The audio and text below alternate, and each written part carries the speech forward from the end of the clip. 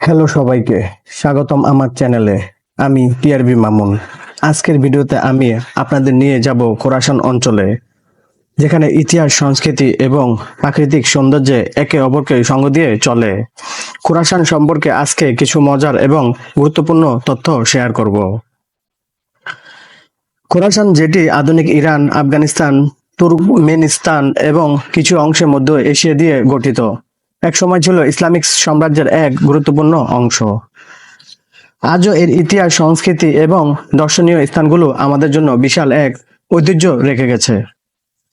খোরাসান ছিল পারস্যের অন্যতম গুরুত্বপূর্ণ প্রদেশ। এখানকার বেশ কিছু শহর যেমন নিশাপুর এবং বুখারা ইতিহাসে গুরুত্বপূর্ণ ভূমিকা পালন করেছে।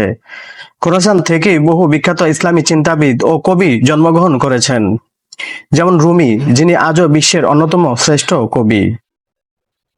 খোরাসানের সংস্কৃতি ছিল অনেক বৈচিত্র্যময়। এখানকার মসজিদ, মাদ্রাসা এবং সাংস্কৃতিক নিদর্শনগুলি আজও ঐতিহাসিকভাবে সমৃদ্ধ।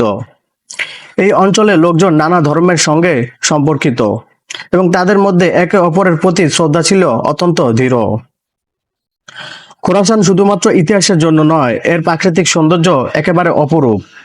বিশাল মরুভূমি, পাহাড়, সবুজ প্রান্তর এবং নদী, এইসব কিছু মিলিয়ে খোরাসান এক অনন্য প্রকৃতির স্থান।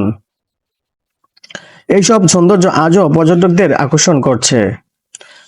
বর্তমানে খোরাসান অনেকটা পরিবর্তিত হয়েছে, তবে এখানকার ঐতিহাসিক স্থানগুলো এখনো দাঁড়িয়ে আছে। এই অঞ্চলের সংস্কৃতি ও ইতিহাস এখনো জীবিত, যদিও এটি নানা রাজনৈতিক ও অর্থনৈতিক চ্যালেঞ্জের মধ্যে রয়েছে। তাহলে এই ছিল খোরাসান সম্পর্কে আজকের ছোট আড্ডা। আশা করি আপনাদের ভালো লেগেছে। যদি আরো এই ধরনের ভিডিও পেতে চান, তাহলে চ্যানেলটি সাবস্ক্রাইব করতে ভুলবেন না।